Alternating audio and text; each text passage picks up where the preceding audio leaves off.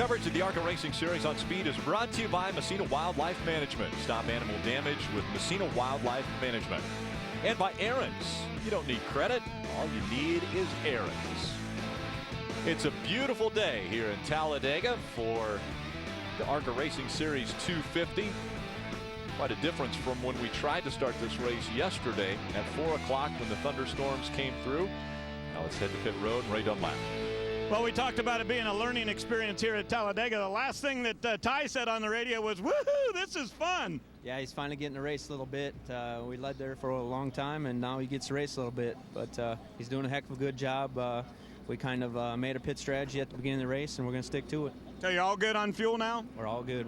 We're making gas now. All right, Bob, they're talking about trying to hook up and get right back up there and win this thing. I'll tell you what, Frank Kimmel is having a lot of fun inside that 44 machine as well, and the way he snaked his way up there through the lead, it looked like a different type of driver than Frank Kimmel, Bill. Well, it's the same type of driver. We just haven't seen that type of driver for probably 4 or 5 years, to be honest with you. Pretty exciting for the team, too, because you know, they work hard, and it's neat to see the car actually competitive for a while. And you know, regardless of the outcome, you know, we've been competitive today, and it's pretty exciting. It'd be a big lift for the rest of the year for this team. You and the 25 worked really well together, and I know they're talking about on the radio hooking up once again. Is that the plan? Absolutely.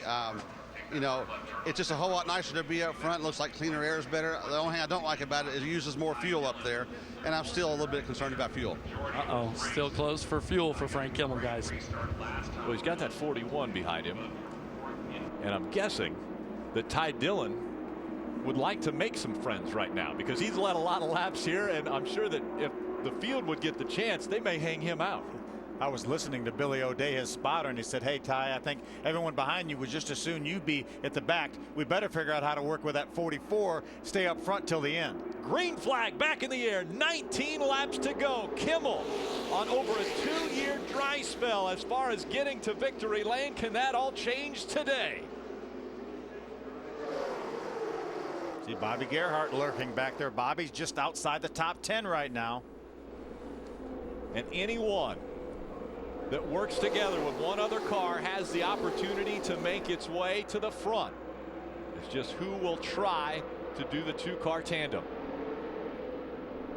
Very close up front. Ty Dillon all over the back bumper of that 44 of Kimmel. Now Dakota Armstrong all over the back bumper. The 41, 3-car push taking place as they go through 3 and 4. Remember that 22 of Dakota Armstrong won this race last year in a wild finish. Now they spread back out through the tri-oval. See Tim George peeks to the outside back there running about the 8th position. He has Brandon McReynolds right behind him. They're talking about getting hooked together to try to make their way back towards the front. 18 laps remaining. Kimmel counting down those laps to potentially his 75th win in the ARCA Racing Series. Ty Dillon finished the 2010 season strong, winning the last 2 races. Look at Tim George, Brandon McReynolds on the outside. Brandon's going to try to get to that bumper. You know, it's amazing. These guys pitted lot number 17. I never dreamed there'd be enough caution laps for them to get to the end. And we heard Scott Nassett just tell Ray, we're good to go. We're making fuel. Making fuel. Well, I guess if you want to be green, you might as well make fuel here at the racetrack. Tim George Jr. still on the outside. Brandon McReynolds behind him. They have to get hooked up. They have to get hooked together. Running in a draft on the outside is not going to do it. They have to be touching. And so the drafting 101 continues for these young drivers. But it's the veteran that's out front. Frank Kimmel in front of young Ty Dillon. Continuing to lead laps at Talladega Superspeedway. The second pack now has joined this first pack. Brandon jumps back to the inside. Tim George Jr. on the outside. Will he get hung out? I think Brandon tried it for a couple laps. They weren't gaining any ground, so he decided to jump back to the inside.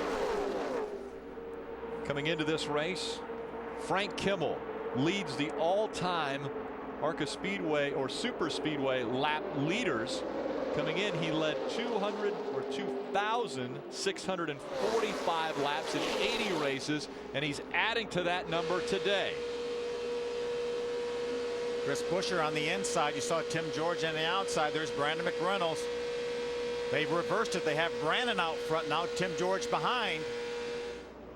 We'll see if Tim George will tuck onto the back bumper. See Chad McCumbee right behind Tim George. We know Chad can do it and has done it in this race. See the shadows. You can see there's a big gap between those two cars. Now Chris Buescher moves up, not wanting to get left out. It's all about timing. When you come to Talladega, you've got to move in front of the right car at the right time or get hooked up at the right time to make your passes. This is the Talladega we've known and loved for over 40 years now. Grant Enfinger jumps to the outside to get in front of Chris Buescher. Now they're 3 wide. Now Brandon McReynolds to the inside. Will he try to get behind that 17 of Buescher? He's in front of him now. It's Grant Enfinger that he'll try to tuck in behind. Meanwhile, the guys up front staying in line. And at the bottom of the racetrack, no one looking out in the top 5 cars. Dakota Armstrong now moves to the outside of Ty Dillon. Ty Dillon holding on to that second spot. Dakota Armstrong trying to get help from Matt Merrill in the 32. Did not have enough help to make it work. Grant Enfinger in the 36 in front of the 4 of Brandon McReynolds on the outside line. But again, they're not bumper to bumper, so it's not rocketing them to the front as we've seen 2-car tandems do. Brandon McReynolds peeked to the outside for a moment of Grant Enfinger, looking to maybe make it 3 wide. Now Grant Enfinger jumps to the outside of Matt Merrill. 14 laps remaining. Kimmel and Ty Dillon, 2 cars out in front, 3 wide behind him. Dakota Armstrong Stuck down in the middle. country right in the middle. Here comes Grant Enfinger on the outside. A lonely spot for Dakota Armstrong as Dakota will fall back. Grant Enfinger with the run on the outside. He's got Brandon McReynolds working behind him. He will battle for the lead as they go through 3 and 4. If Brandon could get just a little bit closer, but sometimes you're flat on the floor and you can't get any closer. And it moves back. Kimmel, Dillon on the inside. Enfinger moves to the outside, trying to take second away from Dillon as the stripe. It's Enfinger in second, Dillon in third, McReynolds fourth, Lagasse is fifth. Ray Dunlap. The way the plan is set up here, Rick, is for the 4 to get behind the 41 once they get an opening. Watch him abandon that number 36 out there and dive to the bottom and get with the 41. They believe that's their best chance for the 4 to push the 41 past that 44. How about that push right there? Brandon McReynolds makes the move, gets right up behind the 36 of Enfinger, and they go to the front. Enfinger leading at Talladega. It took about 5 seconds of being hooked up for those guys to drive to the front. They shot past the 44, and around goes the 31 of Tim George Jr. right across the nose of Frank Kimmel. Back up the racetrack goes Tim George Jr., and the caution comes out. It looked like Tim tried to get in line. He didn't have quite enough room. Frank was there. And it's a 1-car incident. How about that for Tim George Jr.? Right in the middle of that lead pack, and it's a 1-car incident. Slides back up the racetrack, but no one near enough. And so everyone avoids. Tim George Jr. keeps it going. He'll See how have much to come damage to pit road. Frank Kimmel has from that incident. Quite a bit of damage to the right front corner of that Menards Ford. Now the good thing for Kimmel, he has to realize that if they come to pit road and they've got someone they can draft with, potentially the 31 who has to come to pit road, they can work their way back up to the front if they have that 2-car tandem. Take another look at what just happened. See, Tim George is on the outside. He's going to try to get down in front of the 44 behind the 4. He just didn't quite have him cleared. He wasn't there. Frank held his ground. I don't think he had time to even slam on the brakes and let him in if he'd have wanted to.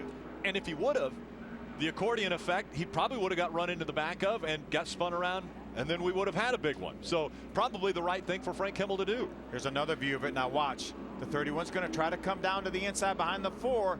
You see Frank's right front corner is up almost to the back of the rear tire.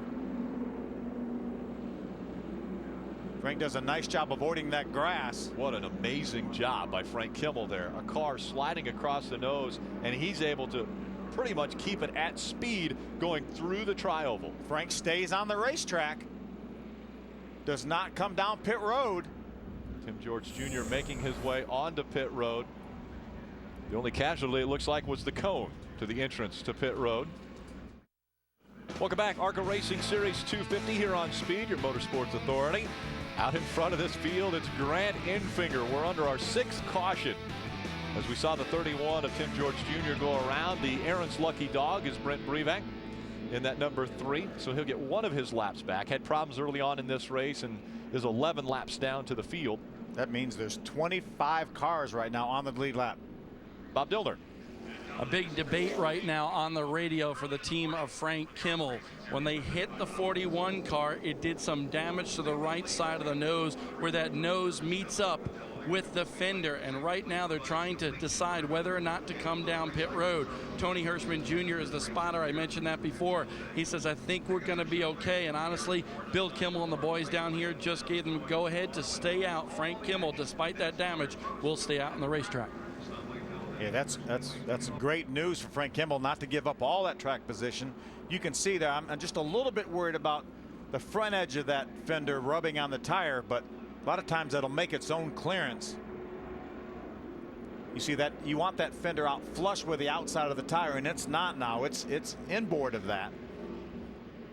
Yeah, you would hate to see a right front tire cut down, especially at Talladega, where we've seen speeds of 185 plus miles an hour here today. And aerodynamics are so critical. You want that fender as tight as you can get it, so that's why any kind of nudge from anything like that gets a little bit too close. You can see Milka Duna, they're doing a little bit of work on her front, the front of her car. You can see the hood bloused up a little bit.